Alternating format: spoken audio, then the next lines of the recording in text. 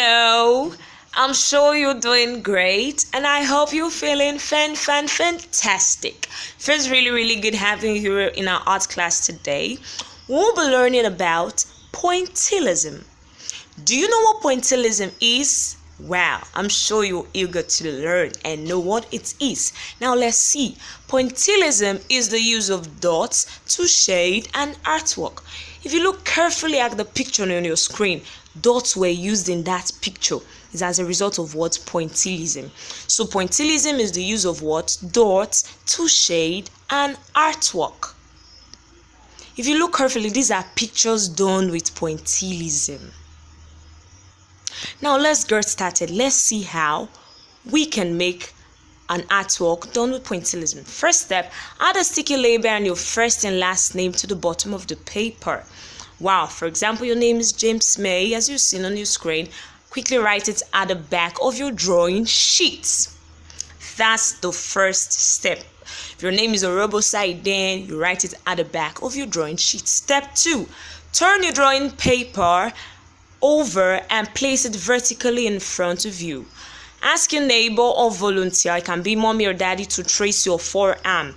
Yes, you're going to put your forearm on your drawing paper. Tell mommy or daddy to help you trace it.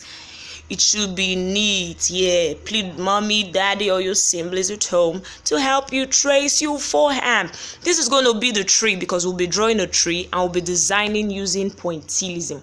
So our forearms is going to be what? The tree trunk. I'm sure you understand. Now let's see step number 4. Examine and make adjustment. Okay, if there is any mistake in what mommy as daddy has traced with your forehand, you can erase the extra line to have perfect work.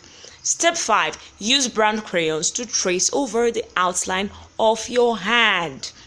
Okay, use brown color to trace the outline of your hand. This your hand, don't forget I said it's going to serve as the tree trunk. Now it's time for us to add color and texture to the tree trunk. So I'll be using a darker brown. A shade of brown means a darker brown to add more value and texture to my tree, as you're seeing, to make it look really like a tree. Okay, let's see the next step. You're going to write your name along the trunk of the tree.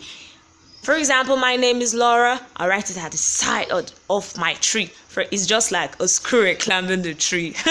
Now, it's time for us to use our Q-tips or cotton buds to start adding colors all over our tree trunk.